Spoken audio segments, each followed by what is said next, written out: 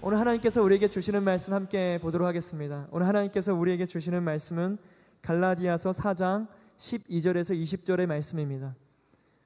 갈라디아서 4장 12절에서 20절의 말씀을 우리말 성경으로 함께 교독하여 읽도록 하겠습니다. 제가 먼저 읽겠습니다.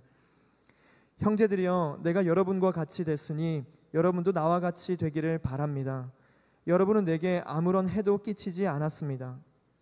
여러분이 알다시피 내가 처음에 여러분에게 복음을 전하게 된 것은 육체의 연약함 때문이었습니다.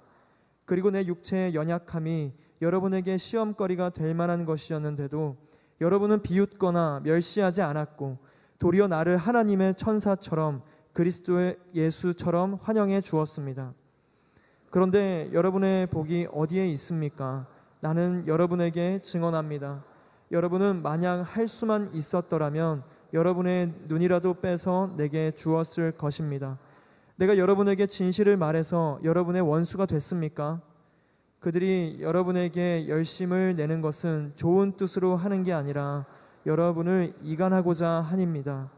이는 오직 여러분으로 하여금 그들을 열심히 따르게 하려고 하는 것입니다. 그러나 그들이 좋은 일로 여러분에게 열심을 내는 것은 내가 여러분과 함께 있을 때뿐 아니라 언제라도 좋습니다. 내 자녀들이여, 여러분 안에 그리스도의 형상이 이루어지기까지 나는 다시 여러분을 해산하는 고통을 겪습니다. 내가 지금 여러분과 함께 있어서 내 음성을 바꾸었으면 좋겠습니다. 이는 여러분에 대해 당혹감을 느끼고 있기 때문입니다. 아멘. 열방을 향하는 교회라는 제목으로 이서진 목사님께서 말씀 전해주시겠습니다. 네, 인생 가운데 또 여러분의 관계 가운데 그 은혜와 사랑과 지혜를 부어주시기를 축복합니다. 하나님께서 우리가 예배할 때, 기도할 때 우리에게 필요한 양식들을 부어주실 줄을 믿습니다. 여러분, 토굴성 동물이라는 그 이야기 들어보셨나요? 토굴성 동물. 그러니까 동물들 중에 머리를 땅 쪽으로 향하는 동물이 있어요. 그러니까 돼지 같은 동물이 그렇잖아요. 항상 이렇게 코와 눈과 입을 땅 쪽으로 하고요 다니는 동물들이 있어요.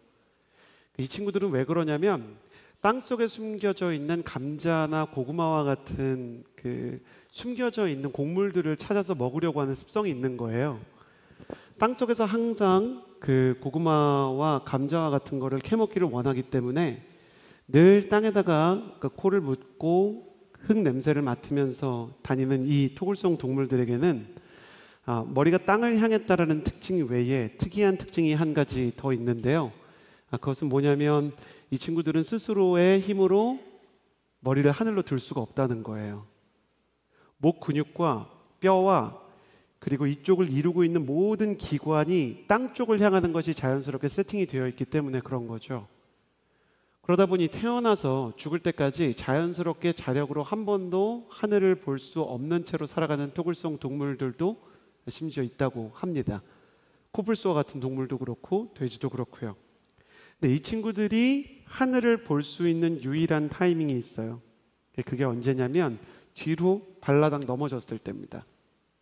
그러니까 뒤로 넘어지게 되면 원래 땅을 향하고 있던 머리는 자연스럽게 하늘을 향하게 되고 그제서야 하늘의 푸른 빛과 그리고 구름을 볼 수 있게 되는 거죠.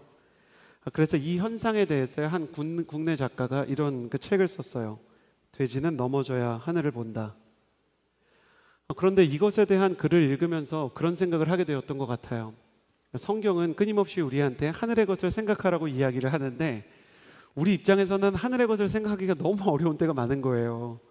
내 인생에서 이루어져야 되는 기도 제목들도 많죠. 그리고 결혼 문제와 같이 내 인생의 진로와 미래를 결정해야 되는 소원들도 있죠. 그리고 내가 풀어가야 하고 생계를 위해서 하나하나 반응해야 되는 도전들도 있잖아요. 때로는 먹을 양식을 위해서, 때로는 문제를 풀기 위해서, 때로는 내 인생의 앞날을 위해서 항상 땅의 것을 바라보면서 살아야 하는 우리에게 하나님께서 이 책의 제목과 같은 교훈을 주실 때가 있다는 생각이 듭니다. 아브라함은 그의 인생에서 가장 아름다워 보이는 그 70세가 됐는데도 남들이 다 부러워할 만한 아내를 그 옆에 두고 있는 사람이었고, 경제적으로 성공한 사람이었는데 자녀가 없기 때문에 하나님을 향한 절박함을 배우게 됐어요. 요셉은 아버지로부터 사랑을 받고 전적인 지원을 받는 그 막내 아들로 귀하게 자란 사람이었지만 감옥에 가서 자신의 인생의 진로와 안전이 위협당하는 시기가 되자 하나님을 향한 진실한 신앙을 키울 수 있었어요.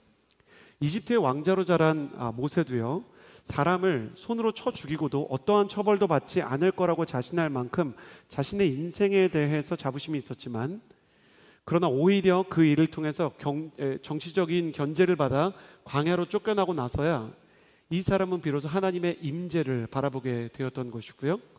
제자들 역시 예수님과 함께 병을 고치고 귀신을 쫓을 때는 자신의 신앙의 부족함이 뭔지를 모르다가 예수님이 십자가에 달려 돌아가시는 사건을 통해서 자신의 신앙이 뒤로 넘어지는 경험을 하고 나서야 하나님이 없이는 자기가 아무것도 아니라는 것, 내 인생에서 예수님의 우편과 좌편, 더 높은 자리와 그리고 더 빛나는 성공을 쫓아왔던 자신의 신앙이 땅만 보는 토굴성 신앙이라는 것을 그때야 깨닫게 되었어요. 이런 의미에서 보자면 인생에서 영적인 넘어짐을 경험하는 것은 하나님께 집중하게 되는 귀한 계기가 될 수 있다는 생각이 듭니다. 그래서 여러분에게 이렇게 축복하고 싶은데요, 여러분의 인생 가운데 지금 넘어짐의 시기를 경험하고 있고, 여러분의 인생 가운데 여러분이 계획하고 기대하는 것들이 멈춰버린 시간을 보내고 있다면 그 넘어짐이 도리어 하나님을 바라보고 하늘의 역사를 불러올 수 있는 귀한 시간이 돼서요, 여러분과 하늘이 연결되는 귀한 계단이 되고 계기가 되기를 바랍니다.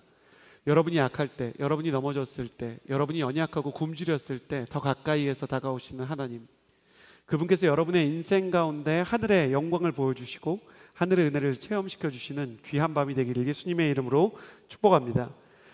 그래서 오늘은요, 사도 바울이 경험한 영적인 진리들을 통해서요, 우리가 연약할 때, 그리고 우리가 한 사람을 살리기 위해서 어떻게 살아가야 되는지에 대해서 몇 가지 말씀을 나누고자 합니다.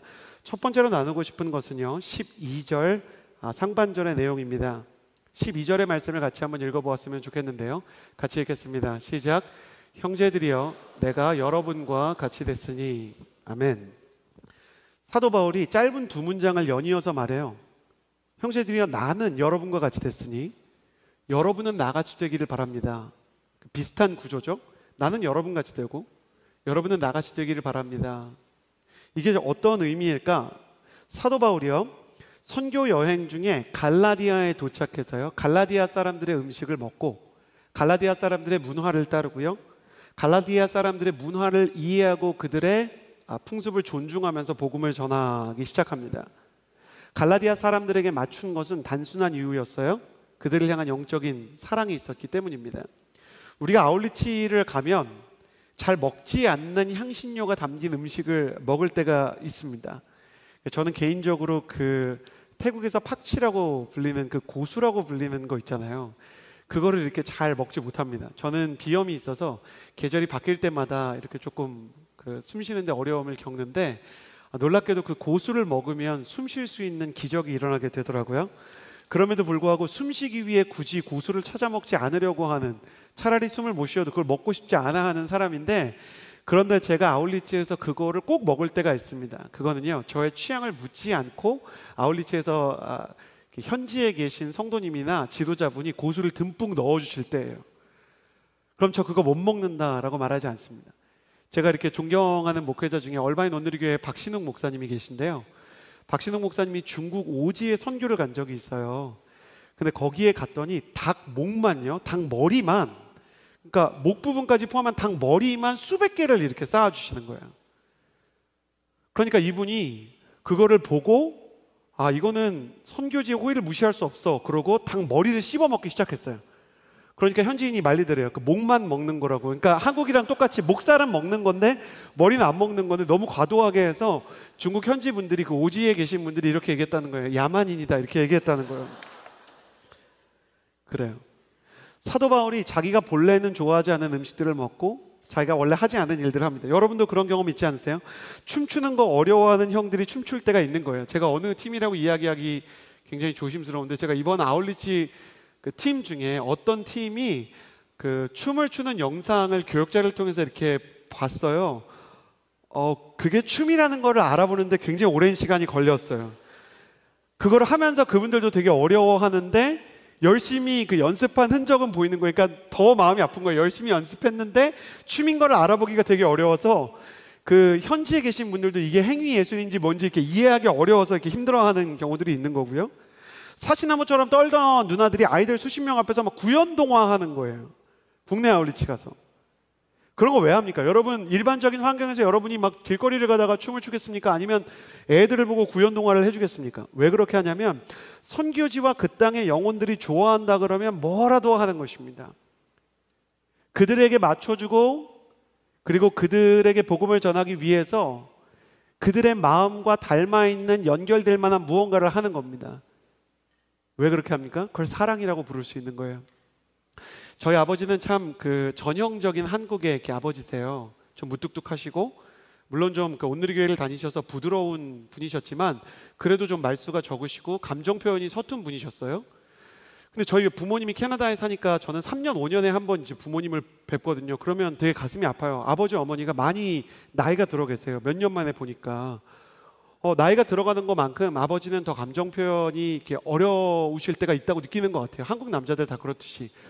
근데 이게 웬걸 제 아들과 제 딸을 보고는요 광대처럼 놀아주고 막 춤도 춰주시고 막 그러는 거예요. 그러니까 저는 그게 웬만한 공포 영화보다 더 무섭게 느껴지는 거예요. 우리 아버지가 왜 그러시지? 손주들을 보는데 너무 예쁜 마음이 있는 거죠. 저는 중요한 거를 깨닫게 돼요. 사랑이 사람을 변화시키는 거예요. 사랑이 있기 때문에 그 사람한테 맞출 수 있는 거예요. 제가 무슨 얘기를 하려고 하는지 잘 들어보세요. 복음의 마지막 열매 중에 하나는 성화예요. 성화라는 거는 변화를 얘기하는 거죠. 예수님을 닮아가는 거고 예수님이 사람을 대하는 방식을 닮아가는 거고 예수님의 마음과 예수님의 사랑과 예수님의 따뜻함을 닮아가는 건데 주님을 닮아가는 이 거룩한 변화라는 열매가 맺히기 위해서 그 뿌리에 뭐가 있냐면 사랑이 있는 거예요. 사랑이라는 뿌리가 변화라는 열매를 맺게 만드는 거죠. 그러니까 사랑이 없이는 성화가 일어날 수 없는 거예요. 예수님께서 우리를 위해서 십자가에 달려 돌아가신 것이 사랑이라는 뿌리 때문이셨던 것처럼 하나님 아버지께서 예수님을 세상에 보내신 것이 사랑이라는 뿌리가 있는 것처럼 사랑이 없는 복음이라는 것은 마치 뿌리 없는 나무와 같아서 열매를 맺을 수가 없는 거죠. 우리는 그래서 오랜 시간 동안 교회를 다니면서 내가 변화가 없을 때 사역 경험이 많은데 다른 사람의 신앙 영성을 함부로 판단하면서 예수님의 마음을 담지 못할 때 우리 인생 가운데 성화나 회개를 시작하기 전에 오히려 점검해 봐야 되는 게 있는 거예요. 내 안에 사랑이라는 뿌리가 지금 살아있는가? 크리스천이 건강하게 살아가기 위해서요. 크리스천이 예수님을 닮아가기 위해서요. 크리스천이 하나님께 쓰임받기 위해서 반드시 필요한 게 있는데 너무 단순한 거예요. 내가 사랑하는 한 사람이 있느냐예요. 좀 더 구체적으로 가볼까요? 사도 바울의 입장처럼 얘기해 보면 예수님의 마음을 전달하고 싶은 한 영혼이 있느냐, 이게 중요한 겁니다. 여러분 만약에 지금 여러분의 옆에 있는 사람이나 같이 예배드리러 온 친구들 혹은 이 예배가 끝나고 여러분과 함께 대화를 나누는 믿음의 친구들이 여러분에게 이런 질문을 했다고 쳐볼게요. 당신이 지금 예수님의 마음과 사랑을 전달하고 싶은 사람이 있습니까? 그 사람의 이름이 뭡니까? 라고 물어본다면 여러분이 대답할 수 있는 사람이 있습니까? 하영조 목사님께서는 어떤 사람이 영적으로 성장하고 예수님을 닮아가는 데 있어서 가장 결정적인 계기는 정말 사랑하고 진짜 변하기 원하고 저 사람이 꼭 예수님을 알았으면 좋겠다라는 한 영혼이 내 안에 들어올 때 변하기 시작한다 그랬어요. 이게 사도 바울이 얘기하는 형제들아 내가 여러분과 같이 됐으니 라는 말씀의 의미인 거예요.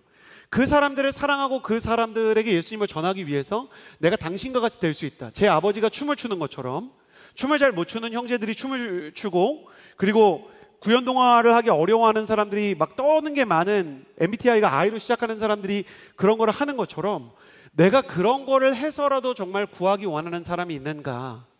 여러분의 마음 가운데 그 사람이 있었으면 좋겠습니다. 그 사람이 맘대로 되지 않고 그 사람이 변하지 않고 지금도 나는 예배드리러 왔지만 내가 사랑하는 내 가족이 내가 사랑하는 내 양이 내가 사랑했던 나의 친구가 교회를 떠나 있어서 지금 이 자리에 앉아 있는데 생각나는 그 사람이 있다는 것이 나를 아프게 한다 할지라도 그 아픔이 있다는 것이 도리어 여러분을 강하게 만들 거고 여러분이 한 영혼을 향해서 눈물을 가지고 있다는 사실이 여러분으로 하여금 예수님을 닮아가게 할 것이고 여러분이 정말 품고 기도하는 사람이 있다는 것이 여러분의 기도와 예배의 질적인 성장을 담보하게 될 거예요. 그러므로 여러분에게 이렇게 축복하는데 그냥 다 기계적으로라도 좋으니까 아멘 하세요. 나는 여러분이 꼭 변화시키고 싶고 꼭 예수님을 닮아가기 원하는 한 사람이 여러분의 마음속에 있게 되기를 예수님의 이름으로 축복합니다. 아울리치 다녀온 곳을요 너무 빨리 잊지 마세요. 여러분의 순원들을 보면서요, 요즘에 순장들이 농담으로 이런 얘기 한다는 얘기를 들었어요. 제가 담당하는 대학부에서요, 우리 이제 시한부 인생인 거야. 우리는 이제 임기가 끝나가고 있으니까 더 이상 나를 목자라고 부르지 않았으면 좋겠어. 난 더 이상 너의 순장이 아니야. 임기 말이 다가오고 있어. 임기 말이 마치 세상 끝날 날인 것처럼 간절히 마라나타 기다리는 분들에게 이렇게 말씀드리는데, 그렇게 한다고 여러분이 피할 수 있는 부르심이 아닌 거예요.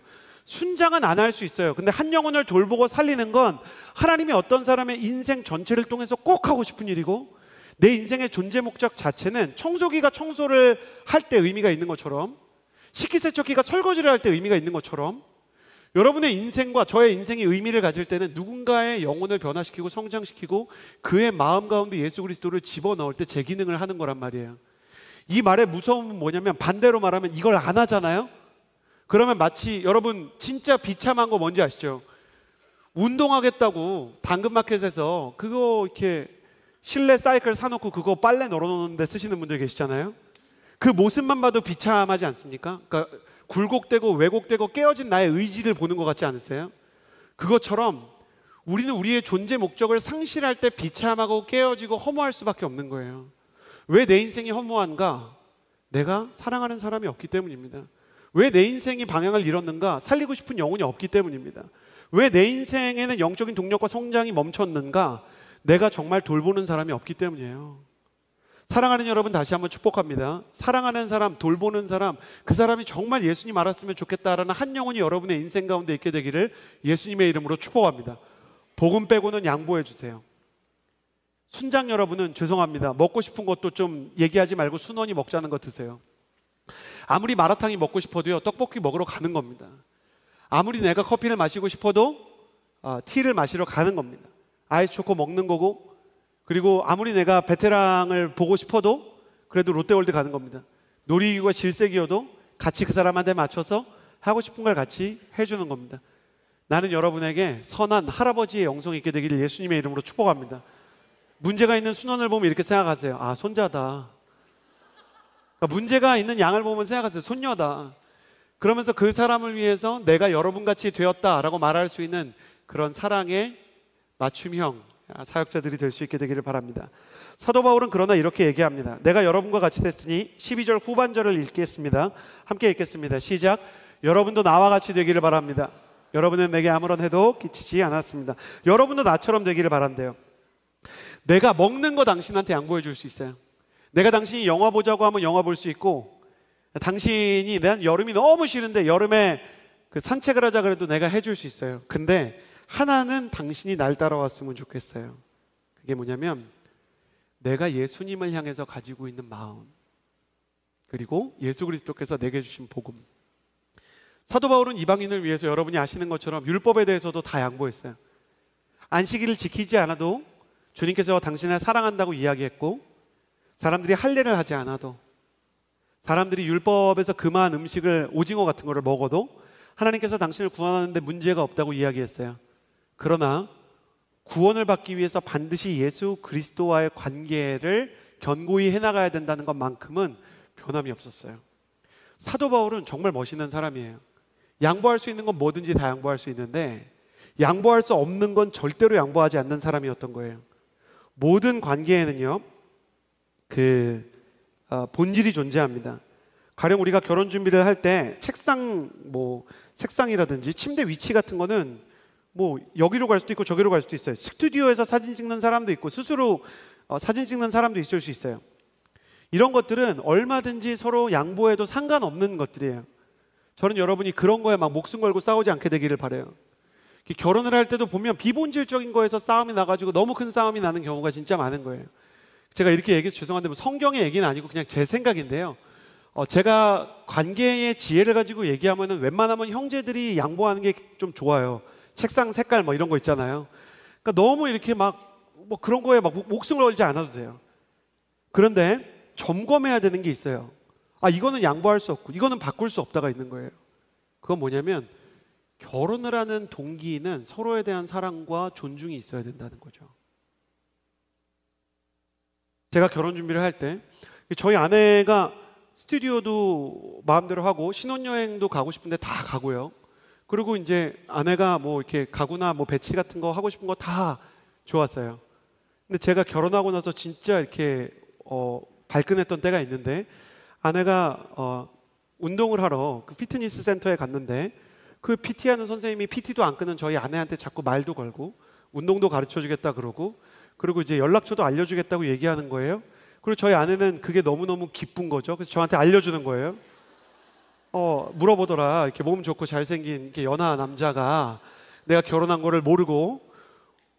근데 여러분, 제가 침대도 양보하고요, 신혼여행도 당신 하고 싶은 대로 하라고 했다고 해서 당신도 나랑만 사는 게 얼마나 지루하냐, 그 사람이랑 영화도 보고 그 사람이랑 밤에 통화도 하고 카톡도 해라, 안 되는 겁니다. 저는 목사지만 그 사람한테 미친놈이라 그러고 막 화내고 길길이 날뛰는 거예요. 미스테리한 건 제가 그렇게 할수록 아내가 더 기뻐하고 좋아하고, 사랑에 용서할 수 없는 마지노선이라는 게 존재하는 거예요.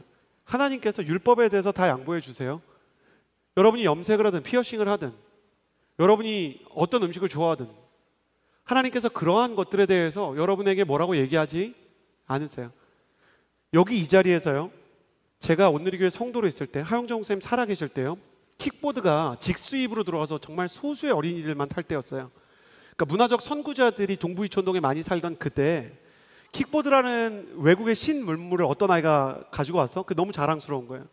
그래서요, 3부 예배 때 이 아이가 타고 여기를 돌기 시작했어요. 하 목사님이 설교하는 동안. 놀라운 거 아닙니까? 그러니까 목사님이 설교를 하고 있는데 도는 거예요. 그러니까 하 목사님이 신경을 안 쓰려고 애를 쓰셨는데 자꾸 하 목사님도 이렇게 머리가 이렇게 같이 돌아가는 거예요. 그러니까 막 촌극이 벌어지는데 장로님들은 걔를 잡으려고 막 뛰어다니기 시작하고, 얘는 애매하게 속도를 줄이면서 더 신나가지고 막 이렇게 막 돌아다니기 시작하는 거죠. 근데 하 목사님 그냥 놔두라 그랬어요. 저렇게라도 교회 안에 있는 게 어디냐. 그리고 그 부모님은 정말 너무 막 대역죄인처럼 막 이렇게 막 어려워했던 기억이 나는데, 하나님께서는 심지어 그렇게 해도 그 아이를 사랑하실 거예요. 그러나 그렇게 사랑하고 귀여운 아이더라도 예수 그리스도를 믿지 않고 부처님을 통해서나 무슬림의 꾸란을 믿으면서 천국에 갈 수 있다고 이 아이가 순수하게 생각한다면 그건 안 된다고 할 거예요. 양보할 수 없는 마지노선이 있는 거예요. 본질이 있는 거죠. 본질은 단순한 거예요. 본질은 예수 그리스도가 없는 신앙은 본질을 잃은 신앙이라는 거예요. 아무리 많은 봉사를 하고 우리가 아무리 많은 경험을 쌓았고 심지어 영혼을 돌본다고 하더라도, 아까 제가 사랑하는 영혼이 있는가에 대해서 물어봤잖아요. 여러분은 모두 복음주의자가 되어야 해요. 복음주의의 대전제는 세 가지가 제일 중요하거든요. 이 세 가지에 대해서는 여러분이 꼭 동의하셔야만 되는 거예요. 첫 번째, 성경은 하나님 말씀이라는 거예요. 그래서 신구약 성경을 여러분이 사랑하고 그 안에서 하나님이 하지 말라고 하는 것과 하는 것에 대해서 여러분이 귀를 열고 마음을 열어서 그 말씀을 따르기로 작정해야 돼요. 이거를 성경의 절대성이라고 불러요. 나는 여러분의 인생 가운데 성경의 절대성이 훼손되지 않는 사람 되기를 예수님의 이름으로 축복합니다. 두 번째는요, 예수 그리스도의 유일성이에요. 다른 이로서는 구원을 얻을 수 없나니 천하 모든 민족에게 구원을 얻을 만한 다른 이름은 주신 적이 없다고 말씀하셨어요. 예수 그리스도 없이는 그 누구도 구원받을 수 없어요. 예수 그리스도는 유일한 길이고 유일한 진리고 유일한 생명이에요. 오직 예수 그리스도를 통해서만 우리는 하나님과 화해할 수 있고 예수 그리스도와의 관계를 늘 점검할 수 있어야 돼요. 이 예수 그리스도의 유일성에 대해 여러분은 두 가지를 생각해야 돼요. 첫 번째, 이거는 다 동의할 거라고 생각해요. 예수님 외에 다른 길이 없다는 것에 대해 흔들리지 않는 예수 그리스도의 유일한 구원자 되심이 흔들리지 않는 인생 되기를 예수님의 이름으로 축복합니다. 그런데 이것을 표면적으로만 인정하는 것이 아니라 그 유일한 예수님이 길이라 그랬잖아요. 그럼 여러분은 그 예수님이 길이라고 말할 때 그 예수님이라는 길을 지금 걷고 있습니까? 예수님이 진리라고 말할 때 예수님이 말하는 진리가 뭔지 듣고 있습니까? 예수님이 생명이라고 말할 때 예수님께서, 마치 인간은 무리 없이 살 수 없는 존재인 것처럼 예수님께서 나를 통해서만 생명을 얻을 수 있다고 얘기할 때 여러분과 예수님이 마치 물을 먹는 것처럼 그분이 여러분 안에, 그리고 그분의 생명과 여러분의 생명이 교류가 되는 인격적인 교류가 있습니까? 저는 여러분이 예배당 안에 앉아있다는 것 자체로 예배 드린다고 생각하지 않았으면 좋겠습니다. 진짜 예수 그리스도에 대한 사랑의 고백이 있고 진짜 노래가 있고 신앙의 고백과 기도가 있어야 되는 거예요. 더 쉽게 말하면 여러분의 모든 인생의 순간들, 중요한 매일매일 여러분이 사랑하는 결정하는 모든 계기들 안에 예수님을 향한 살아있는 예배와 교제가 있게 되기를 주님의 이름으로 축복합니다. 그래서 그분이 주시는 은혜가 힘이 되고 그분의 말씀이 기준이 되고 그분의 마음을 닮아가는 예배가 일어나야 되는 것이에요. 복음이 없는 신앙은 사랑이 없는 결혼과 같이 예수 그리스도의 유일성과 성경의 절대성이 부정되어 있고 무너져 있는 신앙은 문제가 되는 거예요. 그래서요, 여러분 유튜브에서 제가 중요한 기준은 이건 좀 얘기해야 되겠다 싶었던 게 있어요. 유튜브에서 신앙 상담하는 채널들이 많이 있잖아요. 어떤 질문이 있으면 교수님이나 목사님이 막 얘기하죠. 뭐에 대해서 이건 이렇다고. 은혜되는 얘기를 따라가지 마세요. 그 사람이 성경을 인용하는지부터 보세요. 그분이 하시는 얘기가 나한테 설득력이 있고 따뜻하다의 문제가 아니라 성경 말씀과 맥을 같이 하고 저분이 성경을 인용하고 있는지 아닌지를 잘 보면, 제가 요즘에 채널을 보고 쇼 메시지들을 보면서 되게 충격을 많이 받았어요. 성경과 아무 상관없는 이야기들이 목회자들과 신학 교수들의 입을 통해서 계속 흘러나오는 시대예요.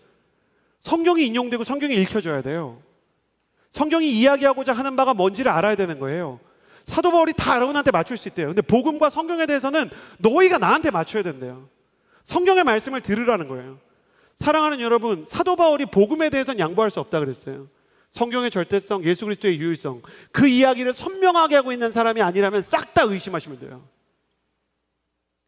저는 여러분이 복음 안에서 살아가게 되기를 바라요. 세 번째는 뭐냐면, 첫 번째는 그 성경의 절대성, 두 번째는 예수 그리스도의 유일성이라고 그랬죠. 우리가 복음주의라고 말할 때. 세 번째는 뭐냐면 선교의 우월성이에요. 그러니까 우리가 할 수 있는 사역이 많은데, 가난한 사람을 도울 수도 있고 어린아이들을 사랑할 수도 있고 교회에서 섬길 수도 있는데, 교회는 궁극적으로 이거에 대해서는 반드시 화살표를 갖고 있어야 돼. 그게 뭐냐면 선교라는 거예요. 복음을 전해야 된다는 거예요. 반드시 믿지 않는 사람들과 믿지 않는 종족들을 향해서 그 교회가 투자하고 헌신하고 쏟아붓는 열정과 인력과 노력이 있어야 된다는 거예요. 그러므로 온누리교회는요, 온누리교회가 문 닫는 날이 안 오게 되길 바라지만 주님 다시 오셔서든 어떤 이유로든 문 닫게 되는 전날까지 여러분 선교할 수 있게 해달라고 기도하셔야 돼요. 우리가 믿지 않는 사람들을 향해서 나아갈 수 있게 해달라고 기도해야 돼요. 그래서 주변에 믿는 사람만 있는 건 좋은 게 아니에요. 저한테 고민이 있었어요. 제가 너무 믿는 사람이 많은 거예요. 전 대부분 믿는 사람 만날 거 아니에요. 밤이나 낮이나. 그랬더니 놀라운 일이 일어나는 거예요. 교회 안에서 저를 싫어하는 분들이 이제 메일을 보내기 시작했는데, 교회를 다니는데 예수님을 안 믿는 거예요. 엄마 아빠에 의해서 인질처럼 끌려온 이 인질 성도님들이 너무 목사님 설교도 길고 성경 얘기도 너무 많고 재밌는 얘기는 없고 뭐 맨날 무슨 바울 얘기하고 뭐 이렇게 지도 얘기하고 막 이러니까 재미없는데 너무 열받아서 그러는데 이해가 안 되니까 뭐 이해가 되게 좀 재밌게 얘기해 보라는 거예요. 메일로. 오늘 설교가 이해가 안 되니까 재밌게 얘기해 보래요. 그래서 제가 전화를 했어요. 막 재미있게 해줬어요. 막 성대모사도 하고 막 이렇게. 이 친구가 교회를 다니는데 진짜 아는 게 없는 거예요. 부모님이 중직자인데 베드로랑 바울 빼고는 신약에서 아는 사람이 아무도 없고, 그리고 요셉이랑 다윗이 헷갈리는 거예요. 다윗이 막 꿈을 꿨잖아요. 요셉이 막 돌팔매를 굴렸잖아요. 그러니까 대단한 사람을 만난 거예요. 그러니까 성경을 혼잡케 하는 그런 이상한 친구를 만난 거예요. 근데 너무 좋은 거예요. 왜냐면 목사인데 안 믿는 사람을 만나니까 너무 신선한 거예요. 질문도 얼마나 재밌고, 그리고 설교 중간에도 이 친구가 저한테 이제 버릇이 생겨가지고 제가 설교하고 있는데 좀 재미없거나 이해가 안 되면 카톡도 보내요. 방금 그 부분은 좀 이상한데 얘기 좀 더 자세히 해봐라. 그러니까 얼마나 이게 기독교인답지가 않아요. 그러니까 저는 이게 진짜 좋다고 생각하는 거예요. 신기하다고 생각하는 거예요. 여러분의 인생에 난감한 불신자들이 있어야 돼요. 그거를 설명하다 보면 그런 지점에 이르게 될 거예요. 도저히 구원이 뭐라고 설명해야 되는지 모르겠다. 안 그래요? 도저히 성화가 뭐라고 해야 될지, 그러니까 그걸 왜 해야 돼도 아니에요. 성화가 정확히 뭐야? 구원이 정확히 뭐야? 삼위일체가 뭐야? 너무 어렵잖아요. 여러분, 근데 그거 아십니까? 그런 어이없는 사람들이랑 대화를 했기 때문에 기독교의 삼위일체나 그리고 예수 그리스도가 완전한 하나님이면서 완전한 사람이라든지 기독교의 가장 중요한 진리들이 그 어이없는 새신자들 때문에 만들어진 거예요. 갈라디아서랑 로마서도요, 진짜 사고친 애들이 많고 거짓 교사를 따라가는 사람이 너무 많으니까 얘기를 하고 알려주려고 하다 보니까 사도 바울이 그 복음에 대해서 하나님의 계시를 더 정확히 쓸 수 있게 된 거죠. 여러분에게 찾아온 어이없는, 설득할 수 없는 미존도 종족에 가까운 그 사람들이 당신의 신앙에 거룩한 양분이 될 거예요. 당신의 진리에 이르게 하고, 당신이 성경을 이해하게 하고, 당신이 하나님과 동행하게 할 겁니다. 나중에 그 사람들이 여러분에게 물어볼 거예요. 언니, 복음이 뭐예요? 형, 예수님을 믿는다는 게 뭐예요? 그때 여러분이 이렇게 말할 수 있게 되기를 바라요. 여러분도 나와 같이 되기를 바랍니다. 당신을 보니 확신이 있고, 당신을 보니 성경의 유일성을 알고, 당신을 보니 예수 그리스도의 유일성과 성경에 대해서 뭔가 아는데 나는 어떻게 해야 됩니까? 라고 말할 때 당신이 뭔가 이야기할 수 있는 노하우가 있게 되기를 바라는 것이에요. 자, 말씀을, 지금까지 한 말씀을 두 개로 정리할게요. 첫 번째, 여러분이 사랑하는 한 사람이 있게 되기를, 그래서 여러분의 존재의 본질과 비전을 이루는데 그 지표가 되기를, 사랑하는 한 영혼이 있는 사람 되기를 예수님의 이름으로 축복합니다. 두 번째, 여러분이 다 복음주의자가 돼서 말씀에 대해, 예수 그리스도의 유일성에 대해, 선교에 대해서 알고 주님을 가르치면 가르칠수록, 난감한 사람들의 질문을 받으면 받을수록 더 진리에 근접하고 더 예수님을 닮게 되는 복음이 뭔지 아는 사람 되기를 예수님의 이름으로 축복합니다. 그러면서 사도 바울이 이 얘기를 하는 거예요. 13절에 여러분이 알다시피 내가 처음에 여러분에게 복음을 전하게 된 것은 육체의 연약함 때문이었대요. 바울과 바나바가 갈라디아에 가게 된 거는요, 바울과 바나바가 계획을 했기 때문에 간 게 아니에요. 제가 사도행전을 요즘에 주일마다 그 온누리 교회가 설교를 하잖아요. 설교하면서 굉장히 은혜를 받는 것 중에 하나가 뭐냐면, 사도 바울도 생각보다 궁여지책으로 상황이 여의치 않아서 가게 된 선교지들이 많다는 거예요. 2차 전도여행 중에 베레아에 가게 된 것도 그랬고요. 사도 바울이 아시아로 가려고 그랬는데 마케도니아로 가게 된 것도 그렇고, 1차 전도여행 때 막 갈라디아로 가게 된 것도 그렇고요. 선교여행 중에 갑자기 바울의 몸이 병들어서 예정에 없는 갈라디아에 머물게 된 거예요. 그러니까 사도 바울이 얘기하는 게, 내가 여러분에게 처음 복음 전하게 된 거는 육체의 연약함 때문에 간 거예요. 내가 아파가지고 딴 데 가려고 그랬는데 여기 오래 머물게 됐는데 그때 여러분을 만나게 됐어요. 이 얘기를 하는 거예요. 전 여기서 굉장히 중요한 걸 배우게 되는데, 우리는 신앙생활을 하면서 왜 순전한 기독교인들이 어려움을 겪냐, 왜 정말 하나님을 사랑하는 사람들에게 고난이 찾아오냐, 이거에 대해서 되게 많은 어려움을 겪게 되거든요. 팀 켈러는 이렇게 얘기해요. 하나님께서는 그리스도인들의 고난을 없애서 복을 주실 때가 있지만, 가장 위대한 일을 하실 때는 하나님이 그리스도인들의 고난을 없애서 복 주는 게 아니라는 거예요. 하나님이 그 고난을 통해서 하나님의 일을 하실 때가 더 위대한 순간이라는 거예요. 그러니까 사도 바울이 갈라디아에서 복음을 전하게 하는 사인이 사도 바울이 아픈 거였어요. 바울의 몸이 질병을 만나지 않았다면 갈라디아의 영혼들을 만나지 않았을 거예요. 여기서 우리가 갈라디아서라고 부르잖아요. 갈라디아서라는 거는 갈라디아라는 도시가 있는 게 아니에요. 서울처럼. 약간 이렇게 생각하시면 돼요. 갈라디아는 경기도라든지 아시아처럼 광범위한 지역을 얘기해요.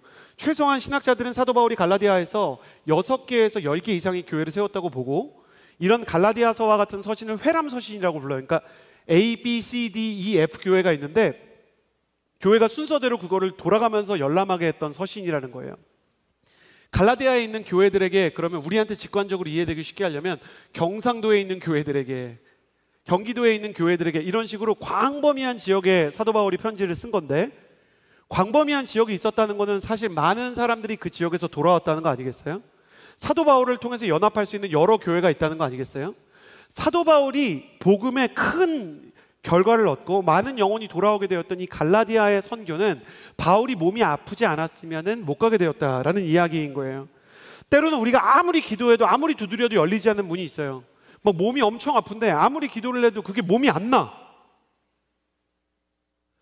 때로는 우리 인생 가운데 아무리 문을 두드려도 막 취업의 문이 안 열려요. 유학의 문이 안 열려요. 저의 인생 가운데도 제가 정말 간절히 기도하고 간절히 바라는 일들이 있는데 하나님께서 정말 안 이루어지실 때가 있는 거예요. 근데 목회자한테 너무 어려운 게 뭐냐면, 내가 원하는 기도 제목이 안 이루어지는데, 내가 정말 간절히 원하는 하나님 앞에서 선한 소원들은 계속 지연되고 있는데 주일이 다가오고 설교를 해야 되는 거예요. 근데 교회에서, 온누리 교회가 이제 그 대전제로 그 제목을 일단 그 위임 목사님이, 이재훈 목사님이 정하면은 그래도 그게 이제 어느 정도 메시지의 방향을 보여주는 거잖아요. 근데 막 제목이 이렇게 내려와요. 소망의 주 예수 그리스도. 내가 지금 소망이 없는데. 근데 소망의 주 예수 그리스도니까 막 소망에 대해 써야 되잖아요. 그러니까 오늘 이 교회가 전부 소망 얘기를 하는데 나 혼자 힘들어 죽겠어요 막 이렇게 할 수는 없는 거잖아요. 그러니까 억지로 소망을 묵상해요. 너무 억울해하는 것 같은데 제가 억지로 소망을 막 묵상해요. 그러다 보면 어떤 일이 생기냐면, 너무 억울한데 여러분 이해가 되세요? 소망이 생겨요. 그러니까 말씀을 묵상하다가 생기는 거예요. 근데 저는 또 좀 솔직한 편이니까 설교를 하면서 제가 원래 절망이 있는데 이 말씀을 묵상하다가 또 소망이 생기는 걸 얘기하는 거예요. 그러니까 성도들은 저의 억울함과 말씀의 소망을 보는 거죠. 그러니까 막 성도들이 말씀 듣고 은혜 받아서 저한테 이런 메시지 보내요. 목사님 오늘 말씀을 들어보니까 말씀이 진짜 소망을 얘기해서 너무 위로가 됐지만 목사님 많이 힘든 것 같은데 힘내세요. 이런 것도 보내고. 그러면서 동시에 되게 공감이 됐어요. 그리고 제가 들었던 얘기 중에 제일 잊지 못한 얘기 중에 하나가 뭐였냐면, 제가 청년부에 있을 때 얘기인데, 목사님이 힘들 때 설교가 보통 좋은 것 같아요. 목사님이 그 말씀과 괴리되어 있는 어려움을 겪고 그거를 막 말씀을 통해서 해결을 해나갈 때 저희 성도들한테 그게 되게 많이 위로가 돼요. 그래서 이 친구가 저를 축복하는 마음으로 목사님 계속 앞으로도 힘드셨으면 좋겠어요. 그런 아주 이상한 성도님들과, 제가 너무 이렇게 솔직하게 얘기해 주는 성도님들과 웃으면서 뭐 너 나 디스하는 거냐 미워하는 거냐 하면서도 제가 동일한 축복을 생각하게 돼요. 여러분 믿어지세요? 하나님은 약할 때 강함이 되세요.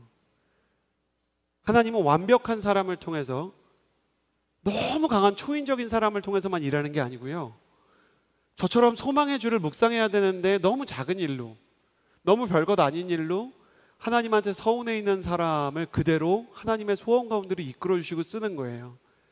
나의 부족함과 연약함에도 불구하고 성경에 써 있는 것처럼 우리가 질그릇 안에 이 보배를 가졌다 그러잖아요.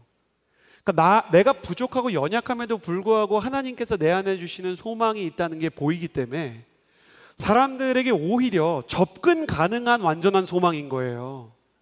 여러분이 만약에 너무 위대해요, 여러분이 만약에 너무 훌륭해요, 어떤 고난이 와도 좌절하지 않고, 여러분이 어떤 외로움에도 면역력이 있어서, 여러분이 어떤 유혹도 받지 않고 너무 훌륭하면, 그러면 그런 지도자를 보면서 저도 성도로서 거기 앉아봤는데 무슨 생각이 들어요? 참 훌륭한 분이다 이런 생각이 들죠. 나랑 다르다.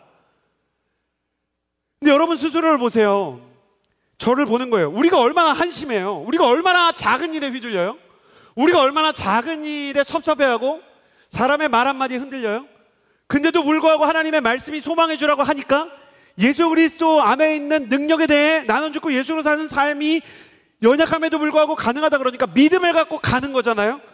근데 진짜로 내가 연약한 거를 모두 아는데 그 안에서 예수님의 빛들이 보이기 시작할 때, 예수님의 은혜가 보이기 시작할 때 나의 연약함은 오히려 그분의 영광을 드러내는, 더 쉽게 말하면 접근 가능하고 현실적으로 이루어질 수 있는 소망이 되기 시작하는 거예요. 사도 바울이 이렇게 얘기할 수 있죠. 막 멋있게 말할 수 있잖아요. 내가 원래 가지고 있었던 계획이 있었지만 하늘에 구름이 써져서 갈라디아다 이렇게 써져서 일로 왔고, 돌을 맞았지만 아팠던 적도 없고, 나는 사람들이 핍박하지만 전혀 상처받지 않는다. 막 말씀에 이렇게 썼어봐요. 왜 상처받아? 지옥 가? 막 이렇게 써놨다고 해봐요. 고린도 후서를 보면 사도 바울이 지금도 천국에서 이불 킥할 만한 얘기들이 많아요. 온갖 서운한 얘기를 다 써놨어요. 그때 너네가 그렇게 말했잖아 막 이런 거 다 써놓고, 내가 하나님한테 있잖아 내가 뭐 질병 있는 거 니네 다 알잖아. 그게 눈이 안 좋은 거든 아니면 이 사람이 간질이 있는 거든, 심지어 어떤 학자들은 탈모라고 얘기를 하든, 내가 이 육체의 연약함 때문에 하나님한테 고쳐달라고 하는데 하나님이 안 고쳐줘서 내가 힘들었었어, 그런 얘기도 다 써놓는 거예요. 내가 글은 잘 쓰는데 말은 좀 못하잖아, 그런 것도 다 써놓는 거예요. 사도 바울의 편지를 보면 완벽과는 거리가 멀어요. 위대한 사람인데, 물론 우리랑은 차원이 다른 정말 위대한 복음의 사람이지만 그 위대한 영의 그림자에도 연약함과 부족함과 두려움이 다 있어요. 그래서 사도 바울이 고린도 교회에 편지를 쓸 때 심지어 내가 여러분한테 갈 때 난 무서웠고 난 살 소망도 다 끊어졌고 그냥 죽었으면 좋겠다는 생각이나 하고 있었다, 뭐 이런 얘기도 막 하는 거예요. 근데 그거를 보면서 저와 같은 현대 목회자들이 얼마나 위로를 받는지 여러분 아셔야 합니다. 여러분의 연약함이 복음에서 굉장히 중요한 요소가 될 수 있는 거예요.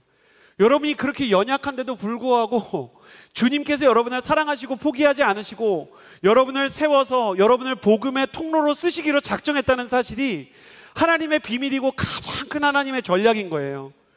하나님이 우리가 연약한 걸 아시죠? 예수님이 우리가 연약한 걸 아시죠? 근데 우리의 실패와 우리의 연약함 때문에 오히려 하나님이 더 잘 드러나고, 그리고 역으로 말하면 우리가 연약한 게 하나님이 일하시는데 딱히 어마어마하게 큰 문제가 아닐 수 있다는 거예요.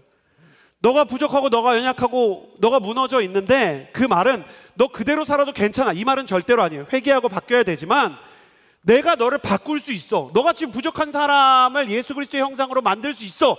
너는 못 믿겠지만 나는 할 수 있다고 주님께서 말씀하시는 거예요. 그러므로 사랑하는 여러분, 스스로를 너무 학대하지 마시기를 바랍니다. 스스로가 너무 부족하다 그래서 예수님 따라가는 거 막 포기하지 않았으면 좋겠어요. 양극단으로 가지 마세요.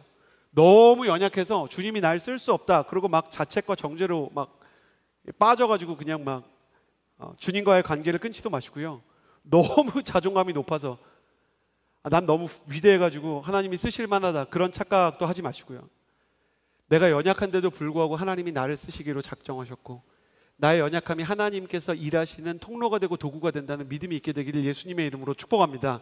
옆 사람에게 이렇게 인사해 주시겠어요? 나름 괜찮으세요. 하나님께서 쓰시기에 나름 괜찮은 사람인 거예요. 가슴에 손을 얹고 저를 따라해 주시겠어요? 나는 부족하지만 하나님이 나를 쓰실 수 있다. 나는 문제가 많지만 하나님께서 나를 포기하지 않으신다. 요거 꼭 따라해 주셨으면 좋겠는데 따라해 주세요. 나만 나를 포기하지 않으면 된다. 나를 사랑하시는 주님을 믿으면 된다. 여러분이 그런 사람 됐으면 좋겠어요. 사도 바울이 내가 연약할 때 하나님의 가장 위대한 일이 이루어졌다라고 말하는 이 고백이 여러분의 인생에도 그대로 이루어지게 되기를 바랍니다. 사도 바울이 뭐라고 얘기하냐면 14절에서 내 육체의 연약함이 여러분에게 시험거리가 될 만한 것이었는데도 여러분이 비웃거나 멸시하지 않았고 도리어 나를 하나님의 천사처럼 그리스도 예수처럼 환영해 주었다라고 얘기해요. 사도 바울에게 진짜 큰 축복이 있었는데 이 구절 때문에 많은 사람들이 사도 바울이 발작을 일으켰을 것이다 라고 보는 학자들이 많아요. 그러니까 사도 바울의 육체적인 연약함이 성도들한테 시험거리가 될 만큼 뭔가 좀 그 시각적으로 좀 충격을 주었었나 보다를 이제 상기하게 하는 거죠. 정확히 뭔지는 모르겠지만 어쨌든 사도 바울이 가지고 있는 질병은 성도들이 야, 저 사람이 진짜 하나님의 사람인데 저럴 수가 있어? 하나님이 저걸 안 해줄 수 있어? 라는 생각이 들 만큼 치명적이었을 수 있다는 거예요. 그러니까 이게 만약에 어떤 학자들이 얘기하는 것처럼 간질이나 발작이라고 한번 생각해 볼게요. 그러니까 사도 바울이 지금 제가 서 있는 것처럼 설교를 하는데 그러다 갑자기 막 발작을 일으켜요. 거품을 불어요. 근데 갑자기 쓱 닫더니 다시 자 그럼 3절 막 이러면 저 사람 하나님한테 심판받는 거 아니야? 저 사람 하나님한테 문제가 있는 사람 아니야? 라고 생각할 수도 있겠죠. 사도 바울이 이 질병이 뭐였든 간에 분명한 건 성도들이 시험 들 수 있겠다라는 게 걱정되는 질병이었다는 거예요. 제가 어떤 그 기도 제목을 나누든지 아니면 제가 어떤 어려움을 겪고 있든지 저 자신과 후배 교역자들에게 제가 나누는 노하우 중에 하나가 뭐냐면 해결이 되지 않은 진짜 너무 어둡고 힘든 얘기는 해결되기 전에는 성도님들한테 우리가 영적으로 혼자 싸워야지 그거를 나누지 말자. 내가 너무 하나님에 대해서 막 너무 힘든 그 터널을 지나고 있어서 고난에 하나님에 대해서 너무 괴로운 마음만 든다라고 우리가 이야기하면 저 성도님들이 어려울 수 있으니까 우리가 먼저 영적으로 싸워서 이긴 다음에 얘기하자라는 얘기를 할 때가 있는 거예요. 목회자들은 기본적으로 부모 같은 마음이 있어요. 그래서 내가 겪고 있는 문제와 싸움이 성도님들에게 시험거리가 되어서는 안 된다라는 윤리의식과 사명의식이 있는 거예요. 그러니까 사도 바울도 그런 마음이 있었을 거예요. 그게 무슨 질병이든지 간에 내가 연약해서 이분들이 은혜 받는데 장애가 되면 어떡하지? 내가 이렇게 몸이 아파가지고 내가 이렇게 정신적으로 약해가지고 저 사람들이 힘들면 어떡하지? 여러분이 이게 공감이 될지 모르겠어요. 근데 순장이나 다락방장님들은 조금 공감할 수도 있을 것 같아요. 그런 거 경험해 보셨어요?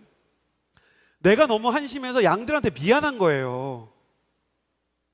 나 아니고 더 좋은 리더를 만났으면 좋았겠을 것 같은데 내가 아니었으면 이 친구들이 좀 고생을 덜 했을 것 같은데, 이런 사람들이 어디 많냐면 그 아울리치에 팀장하는 형제들은 잘 모르겠고 누나들 중에 많았어요.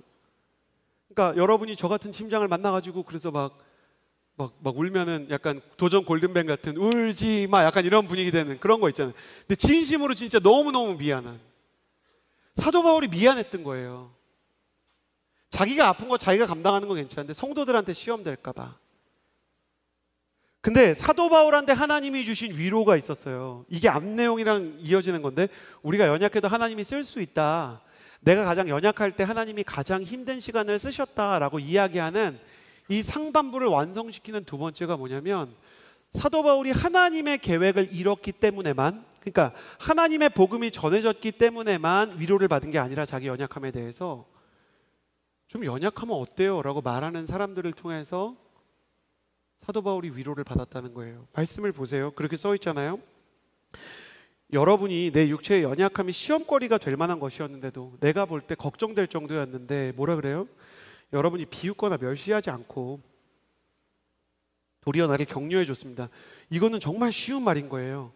사도 바울한테 힘이 됐다는 거예요. 여기서 우리는 진짜 중요한 걸 깨달아요.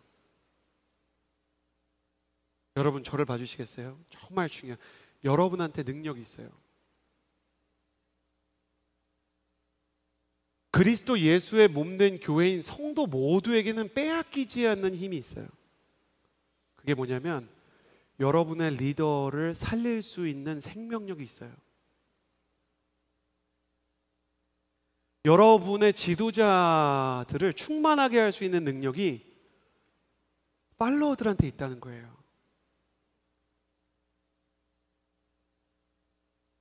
물어보고 싶어요. 그 능력을 사용하고 계신가요? 질문을 좀 더 쉽게 해볼까요? 여러분이 여러분의 격려와 축복의 능력으로 중보하는 지도자들이 누군가요?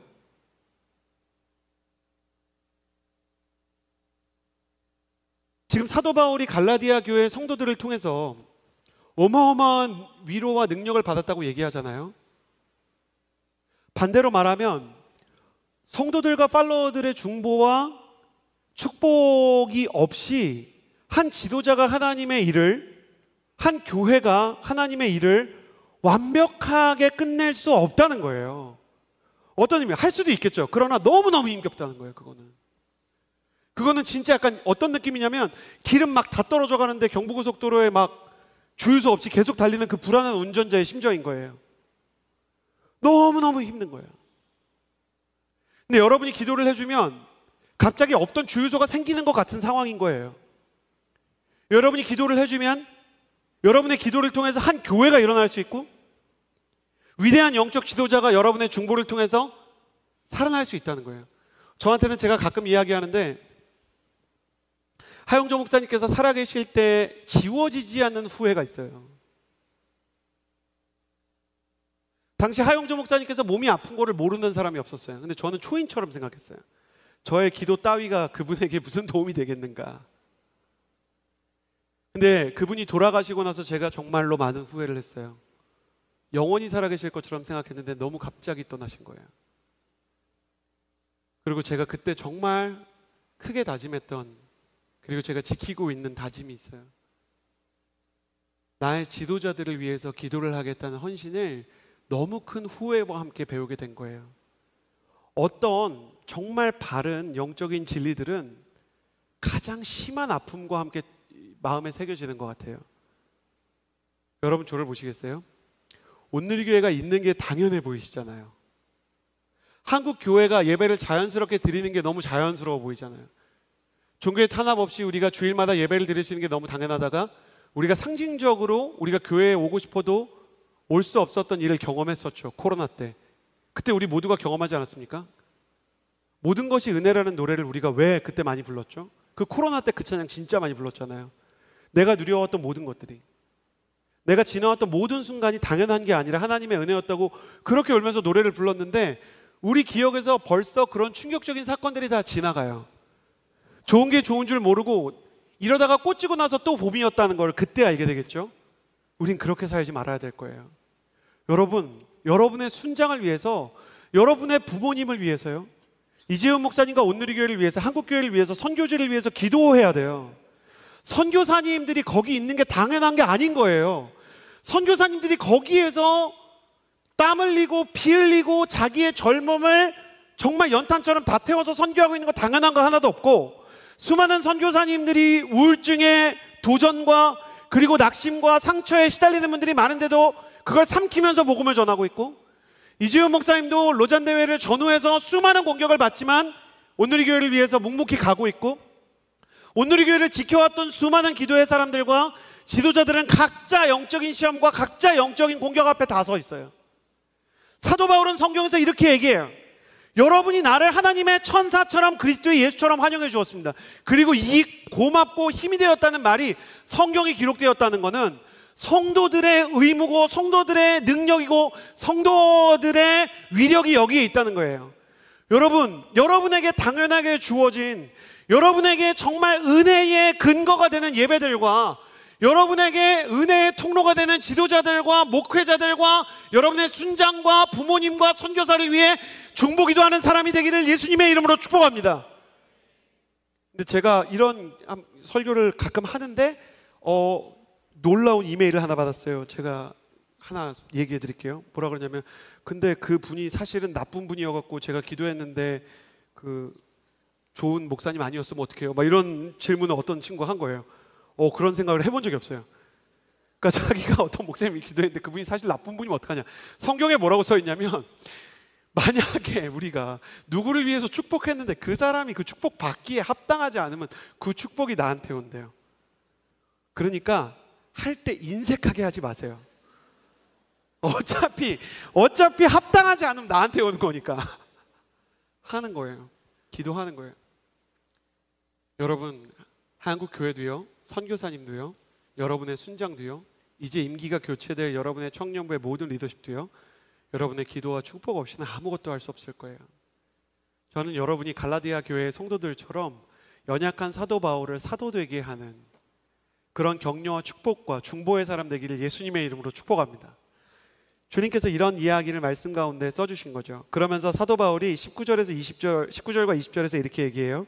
내 자녀들이여, 자녀들이라고 말해요. 성도들을, 내 자녀들, 나의 아들과 딸이여, 여러분 안에 그리스도의 형상이 이루어지기까지 나는 다시 여러분을 해산하는 고통을 겪는데요. 그러니까 다시라는 표현은 뭐냐면, 내가 복음 전할 때 이미 한번 해산하는 고통을 겪었는데 내가 다시 겪는다는 것은 당신을 키워보니까 애 낳는 것만큼 괴롭다. 부모 돼 보니까 이거는 정말 바로 이해가 돼요. 애는 태어나는 것도 저희 아내를 되게 힘들게 한 것 같은데 태어나고 나서 기르는 것도 참 힘들다는 생각이 들어요. 그러니까 선교도 참 힘든데 양육도 참 힘든 거죠. 그렇게 계속해서 내가 당신을 위해서 수고를 아끼지 않겠다라고 얘기를 하는 거예요. 여기서 우리는 중요한 걸 깨달아요. 한 번에 끝나는 수고가 없는 거예요. 여러분, 이 얘기를 하고 이제 기도하려고 그래요. 사람이 진짜 끝이 없어요. 이게 기계를 만드는 거는 완성이라는 게 있잖아요. 일이라는 것도 일에 어느 정도 마무리가 있잖아요. 근데 자녀를 길러보니까 이게 언제 끝나지를 아예 포기하게 돼요. 그냥 계속 이 아이를 생각하게 되죠. 목회자로서 그 공동체에서 우리 같이 신앙생활하는 것도 우리 상호간에, 저는 그렇게 생각해요. 목회자도 성도들에게 유익이 돼서 성장을 시키고, 성도들도 때로는 목회자를 성장시키면서 상호 이제 성장시키면서 가는데, 성도님들이 그렇게, 그러니까 저 같은 젊은 목회자들한테 그렇게 얘기할 때도 있죠. 목사님도 한참 멀었어요. 그러니까 저를 가장 사랑하는 분들이 기분 나쁘지 않아요. 진짜 그래요. 한참 멀었어. 한참 더 가야 돼. 그러니까 저의 성장도 한참 요원하고, 성도님들도 자기 자신을 보면서 되게 멀어 보이는 순간이 있잖아요. 근데 사도 바울이 뭐라고 얘기하냐면, 내가 다시 해산의 수고를 한다. 그러니까 내가 처음 애날 때처럼 최선을 다해서 당신을 사랑하기 위해 애쓰고 있다. 근데 이게 사도 바울만 하는 일이냐? 아니라는 걸 알아요. 이거는 사실 본질적으로 하나님이 우리한테 하시는 일 아닙니까? 하나님 입장에서 내가 잘하는 걸 기다리는 게 얼마나 막막하실까. 너무 막막하실 것 같아요. 하나님이 나한테 뭐 용서 하나 가르치는 것도 되게 힘들 것 같고, 힘들다기보단 오래 걸리실 것 같고, 하나님이 나한테 뭐 기도 하나 가르치시는 것도 참 이렇게 힘드실 것 같지 않습니까? 하나님께서 나한테 큐티 하나 습관으로 만드는데도 얼마나 많은 노력을 하셨을까, 얼마나 많은 수고를 하셨을까. 진짜 그분의 해산의 수고가 있다. 근데 부족하죠. 지금도 저와 여러분이 다 부족하지 않나요? 근데 전보다 나아진 게 있잖아요. 조금 이렇게 그래도 안 하던 거 하잖아요. 태어나면서부터 이렇게 화요일날 저녁에 화요 성령 집회 와야겠다 이렇게 생각하지 않으셨을 거 아니에요. 대부분 뭐 그래서 온 거 아닙니까? 뭐 이별해서 오신 분도 좀 계실 거고, 뭐 이렇게 인생이 너무 힘들어갖고 하나님한테 너무 화가 나셔가지고 온 분도 있고, 아울리치 갔는데 그 은혜를 자꾸 잊어버려갖고 막 이렇게 안 오고 싶은데 그 은혜 지키려고 온 분도 있을 거고, 순장인데 나는 화요 성령 집회 안 좋아하는데 순원이 자꾸 가는데 순장님도 오실 거죠? 이래서 오시는 분들도 계실 거고. 근데 그렇게 시작된 화요 성령 집회에서, 그렇게 시작된 기도의 자리, 예배의 자리에서 어느 날부터 찬양이 나의 진심이 되고, 어느 날부터 기도가 나의 정말 본심이 되고, 어느 때부터는 중보기도도 되고, 어느 때부터는 선교를 위해서 기도가 되는 그 장면을 보면서 우리 자신도 되게 보람을 느끼잖아요. 그래도 하나님을 따라서 내가 적게나마 성장했나 보다. 근데 여러분 그거 아세요? 자녀가 스스로 성장하면서 느끼는 그 기쁨의 수백 배를 부모가 느끼는 거예요. 하나님께서 너무너무 기뻐하시고 하나님께서 너무너무 좋아하시면서 포기하지 않고 다시 해산의 수고를 하신다는 거죠. 제가 무슨 얘기를 하고 싶으냐면 너무 단순한 얘기예요. 여러분이 하나님의 기쁨이라는 얘기예요. 하나님이 여러분을 보면서 여러분이 성장하는 게 너무 예쁘지 않습니까? 제가 유튜브에 중독된 채널 중에 많은 채널들은 그 애기들이 말하는 거 이렇게 녹음해 놓은 거 듣는 거 너무 좋아해요. 아빠 미워, 놀이터 안 가고 다른 아빠 좋아할 거야, 뭐 그런 거 있잖아요. 너무 귀여워요. 그 아이들이 가지고 있는 순수함에서 조금씩 자라면서 아이 생각 잘하는 게 얼마나 귀여운지요. 그거를 보면서 부모로서 혹은 어른으로서 느끼는 그런 기쁨을 하나님이 가지고 계시다는 걸 알게 됐어요. 내가 기도에 성공했을 때 내가 느끼는 그 은혜의 기쁨이 있잖아요. 여러분이 막 말씀 듣고 여러분이 막 찬양하면서 막 감격할 때 그 기쁨이 있잖아요. 그걸 수백 배 하나님이 여러분을 기뻐하시는 거예요. 여러분의 성장에 대해서. 그리고 사단은 여러분이 하나님의 기쁨이라는 사실을 모르기 원할 거예요.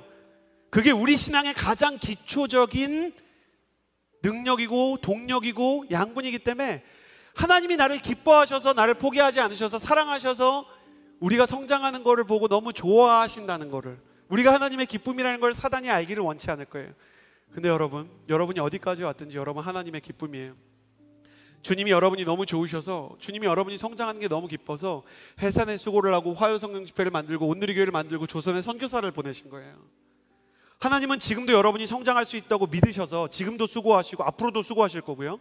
여러분이 만약에 오늘 은혜를 받지 못한다고 해도 은혜를 받을 때까지 여러분 절대 놓지 않으실 거고, 하나님께서 여러분이 끝내 하나님의 자녀로서 장성한 분량에 이르는 그 날을 주님이 바라보면서 그때까지 수고하실 거예요.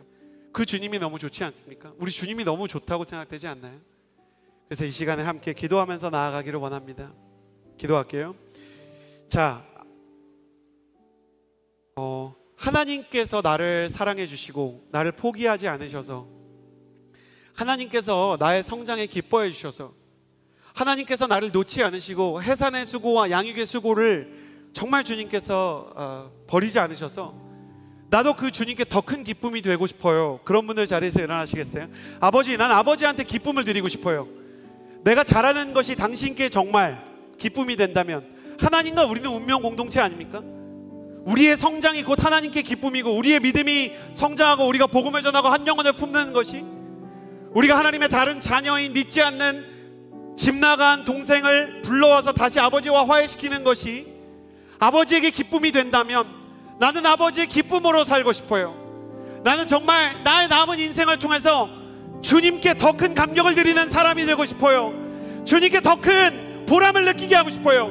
당신의 수고가, 당신의 십자가가, 당신의 모든 사랑이 내 인생 가운데 헛되지 않고 소모되지 않고 증발되지 않았다는 것을 내 인생을 통해 증명하는 그런 아버지의 기쁨이 되기를 원합니다. 그런 분들은 두 손을 가슴에 얹고 이 시간에 기도하며 나아갈 때 주님께 더 큰 기쁨을 올려드리는 사람이 되게 하여 주옵소서.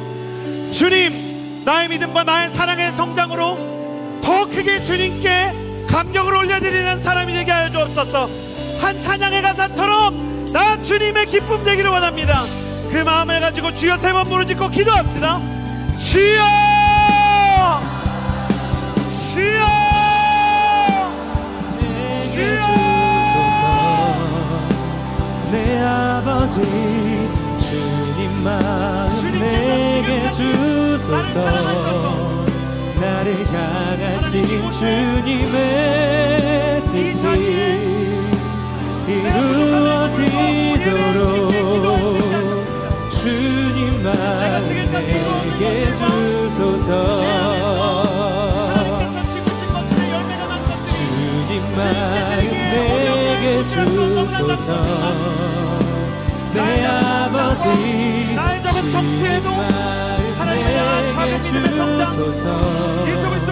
나를 향하신 주님의 뜻이 이루어지도록 주님께 기쁨을 드리는 그 마음, 주님께 기쁨이 되는 사람이 되게 하여 주옵소서. 우리는 주님의 기쁨이고 우리는 주님의 사랑입니다.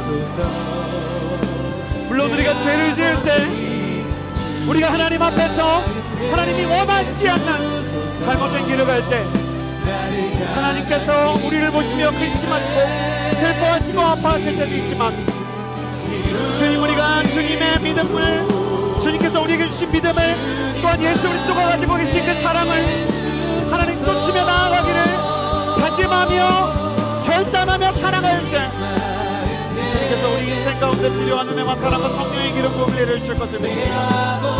하나님께서 원하시는 하나님의 마음과 하나님의 사랑을 우리 가운데 더하여 주옵소서.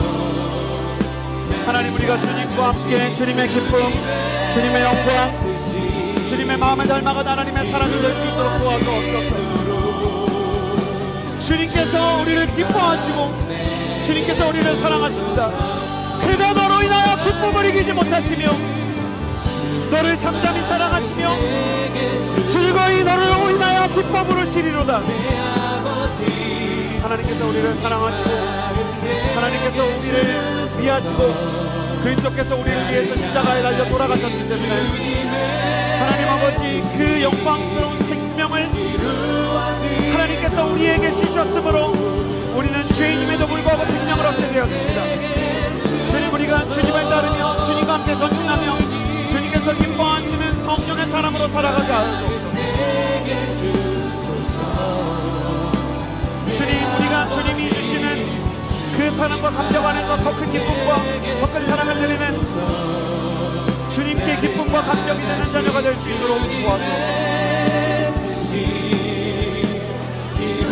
우리의 마음을 주님께서 주관하시고 만져주시고 새롭게 하여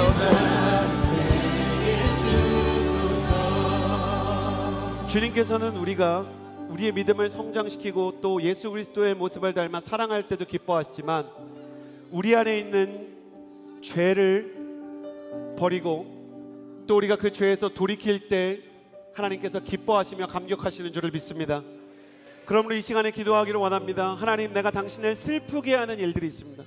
나는 주님의 기쁨이 되기 원하는 마음이 분명히 있는데 주님께 근심이 될 만한 미움과 음란과 거짓과 탐욕과 내 안에 잘못된 하나님이 싫어하시는 우월과 불신앙들이 있습니다. 하나님 아버지, 내가 이 죄를 회개하오니 씻어주시고 이 죄로부터 승리할 수 있도록 성령의 능력을 부어주옵소서. 이 시간에 기도할 때 한쪽에는 예수 그리스도의 보혈을, 다른 한쪽에는 성령의 기름 부음을 구하며 나아가 주님 앞에 간절히 회개하며 기도할 때 주여 이 죄로부터 승리하게 하여 주옵소서. 주여 한번 부르짖고 죄를 회개하며 기도합니다. 주여!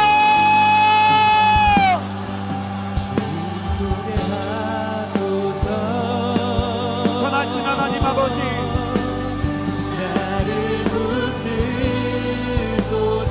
내가 하나님 앞에서 이 죄악의 싸움에서 승리하게 하여 주옵소서. 내가 가지고 있는 미움과 거짓과 욕심과 음란과 교만의 문제들이 예수 그리스도의 십자가 보혈로 씻어지게 하여 주옵소서. 성령의 기름 부음으로 말미암아 하나님이 죄와 싸워 이길 수 있는 힘이 되기 이기게 하여 주옵소서. 주님, 내가 다시 한번 이 죄 앞에서 나의 무력함을 경험했습니다. 주님, 내가 다시 한번 이 모든 나의 인간적인 부족함 앞에서 다시 한번 나 스스로는 승리할 수 없는 하나님을 깨닫게 되었습니다. 주님, 승리하게 하여 주옵소서. 주님, 주님께서 기뻐하시는 성령의 충만함을 경험하게 하여 주옵소서. 주님을 보게 하소서. 성령 하나님 임하여 주옵소서. 하나님, 나의 의미를 아버지로 표현하기를 하여 주옵소서. 아버지, 우리의 삶을 여겨주옵소서. 하나님, 나의 의와 나의 열정으로 극복할 수 없는 것들, 하나님, 나의 잔디가 지나여 끊을 수 없었던 아버지가 가요 모든 과정을 우리 쉽지만은 않습니다. 선하신 하나님 아버지, 그 모든 싸움 내게는 하나님 아버지, 내가 이 죄와의 싸움을 아무것도 할 수 없는 하나님께서 내게 하고 이 중정을 끊어낼 아버지, 뿐만 우리를 아니라 불쌍히 여겨주옵소서. 아버지, 우리가 더욱더 출발하는 위해서 힘쓰며 나아갈 때에 우리를 도우신 하나님의 손길을 깨달게 하여 주옵소서. 아버지, 우리를 부르신 하나님을 찬양합니다. 나를 어루만져 주시는 주님의 이름을 찬양합니다. 오 주님,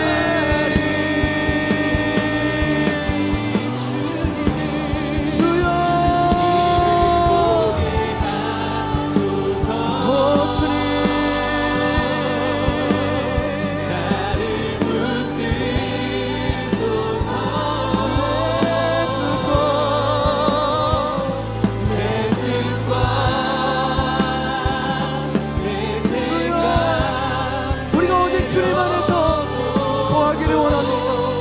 주님께서 우리 안에 거하기를 소망합니다.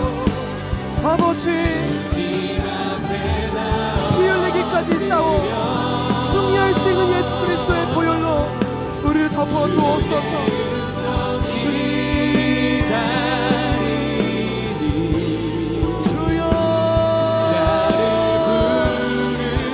주님, 우리를 불쌍히 여겨 주옵소서. 우리와 동행하여 주옵소서. 성령으로 우리를 덮어 주옵소서. 오 주님,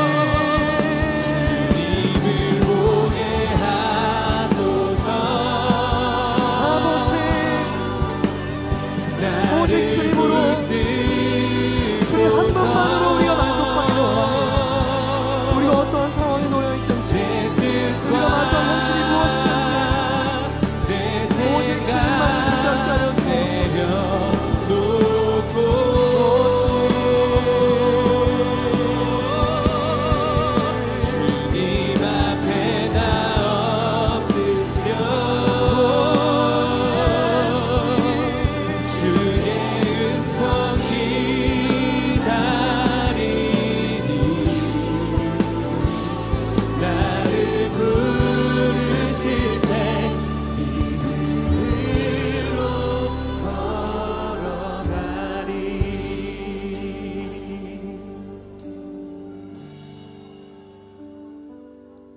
사랑하는 여러분,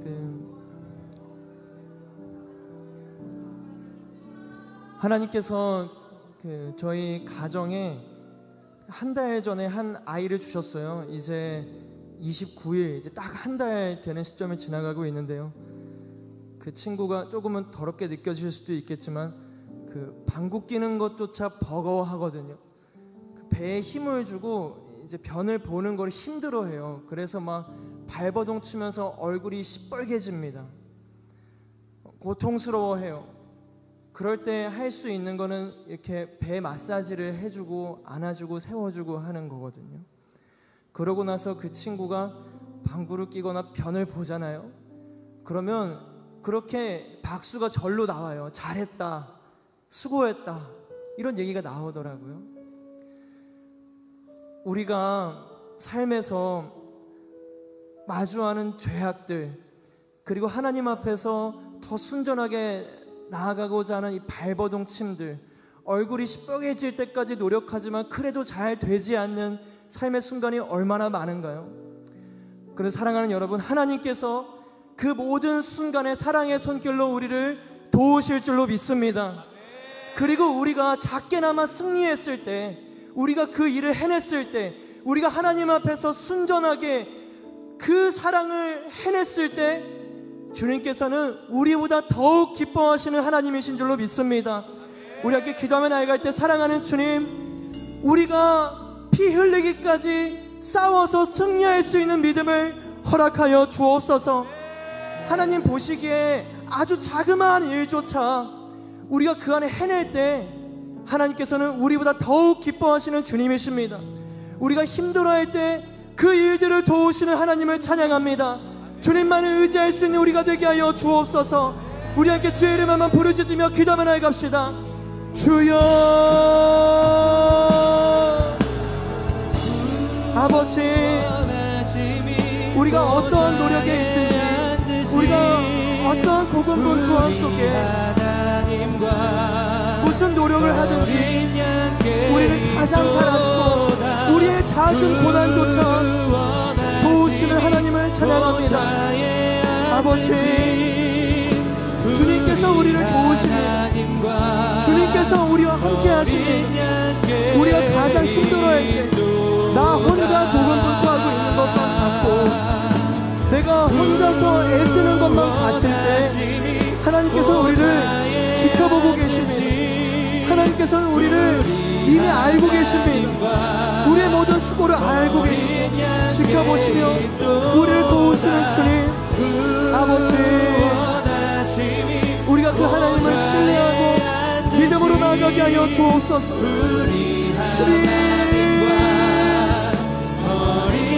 주님께서 우리와 함께 하시는 그 모든 능력 가운데 우리가 거하기를 원합니다. 주님을 사랑하기를 원합니다. 우리를 도우시는 주님과 함께 마주하기를 원합니다. 아버지,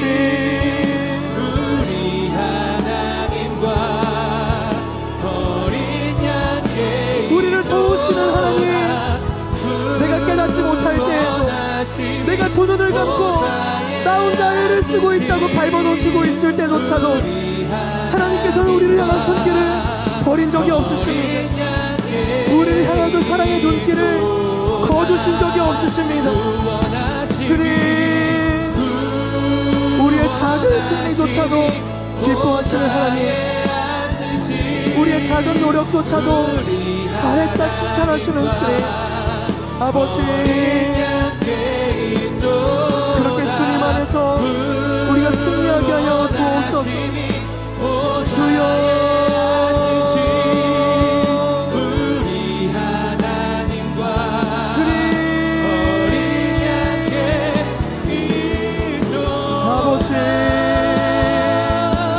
주여, 우리 가운데 하나님의 영광으로 말씀하여 주옵소서. 우리를 덮어주옵소서. 보호하여 주옵소서. 주님, 우리가 그렇게 함께하게 되기를 원합니다. 주님으로 우리가 충만하기를 원합니다. 나를 돌보시는 주님,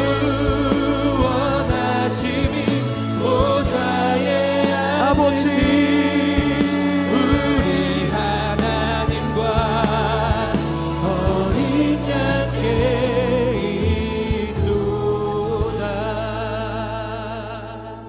우리 마지막으로 기도하며 나아갈 때 오늘의 말씀을 기억하기를 원합니다. 사도 바울은 마치 어린아이 같은 사람이었습니다. 하나님의 뜻을 절대 이해하지 못했고 하나님의 살아계심을 바라보지 못했던 한 사람. 그러나 그가 예수 그리스도를 만났을 때 그는 성장했고 그의 성장은 어떻게 됐나요? 오늘 말씀처럼 만약 할 수만 있었더라면 눈이라도 빼서 내게 주었을 것입니다 라고 말할 수 있을 정도로 복음을 신뢰하는 사람이 되었습니다. 여러분에게 열심을 내는 것은 해산하는 고통을 겪기까지, 그 고통을 감내하기까지 그들을 사랑하는 열심. 바울의 성장은 자신만을 위한 성장이 아니었습니다. 다른 이를 살리는 성장, 생명을 전하는 성장, 복음을 증거하는 성장으로 바울은 자라났습니다. 사랑하는 주님, 우리가 마주하는 모든 성장이 예수 그리스도 안에서의 은혜가 그리스도를 증거하고 전하고 사랑을 실천하는 성장이 되게 하여 주옵소서. 나를 위한 은혜가 아니라 하나님을 위한 은혜, 타인을 위한 사랑이 우리 가운데 있게 하여 주옵소서. 열방을 향하는 교회가 우리가 되게 하여 주옵소서. 우리 함께 주의 이름을 세 번 부르짖으며 마지막으로 함께 결단함으로 기도하며 나아갑시다. 주여, 주여 주여 아버지 주님 우리의 성장이 그저 나의 유익을 위한 성장되지 않기를 원합니다. 주님 안에서 겪은 나의 은혜가 주님 안에서 경험한 이 영적인 유익과 이 성장이 아버지 나만을 향하지 않게 하여 주옵소서. 이기적이고 편협한 믿음에서 벗어나 타인을 사랑할 수 있는 믿음이 되게 하여 주옵소서. 아버지 네가 그 믿음을 갖기를 원합니다. 주님 변화를 구하지 않고 사랑을 구하게 하여 주옵소서. 아버지 사랑이 없는 복음은 뿌리 없는 나무와도 같습니다. 주여 오직 복음으로 나아가게 하여 주옵소서. 주님 내 계획을 무너뜨리고 나의 고집을 깨뜨리고 오직 주님의 계획과 주님의 뜻으로서 나아갈 수 있는 우리 모두가 되게 하여 주옵소서. 주여 주님 우리가 오직 주님과 함께 하기를 원합니다. 주님의 사랑으로 덮어 주옵소서. 다시 한번 나아가게 하여 주옵소서. 열방을 향하는 사랑으로 우리가 교회 되기를 원합니다. 예수님을 따르기를 원합니다. 성화되기를 원합니다. 주님 주여 우리가 오직 예수 그리스도의 방향을 따라 나아가기를 원합니다. 주여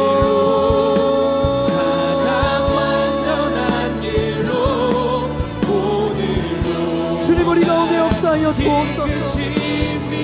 오 주님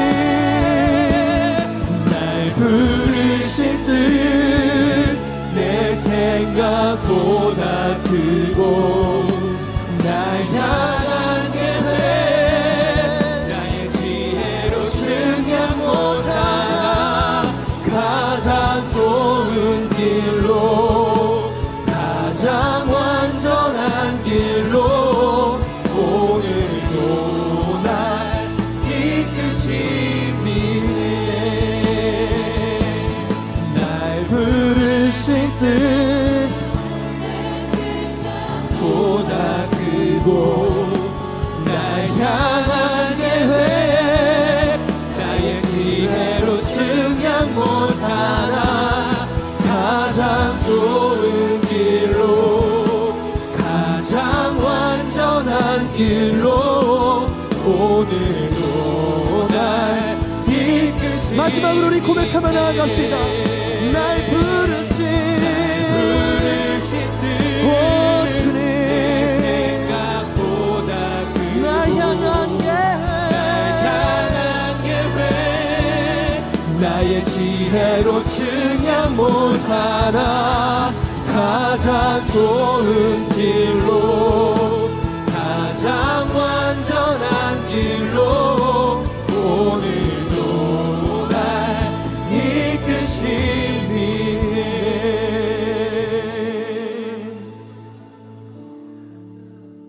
우리의 아버지 되시는 하나님 우리를 창조하시고 모태에서부터 우리의 삶을 계획하시며 우리의 모든 삶을 주관하시는 하나님을 찬양합니다. 우리가 깨닫지 못한 순간조차도 우리가 두 눈을 불끈 감고 하나님이 마치 계시지 않는 것처럼 홀로 발버둥치고 있을 때 하나님께서는 우리를 지켜보시며 우리의 애쓰는 모든 수고를 다 아시고 우리가 고통 중에 몸부림치는 것도 다 아시며 우리를 지켜 보호하고 계시는 줄로 믿습니다. 아버지 우리의 연약함이 주의 복음을 가리지 않게 하여 주옵소서. 우리의 나약함이 하나님의 사랑을 멈추지 않게 하도록 아버지 은혜를 허락하여 주옵소서. 오늘의 바울은 그 복음의 순전함으로 갈라디아 성도들을 향해서 선포합니다. 여러분도 복음을 아는 사람같이 되기를 원합니다. 여러분도 복음 외에 다른 것으로 흔들리지 않는 사람 되기를 원합니다. 아버지, 우리를 마치 사도 바울처럼 예수님을 만나게 해주셔서 우리가 바로 이 복음의 사람이 되게 해주시니 감사합니다.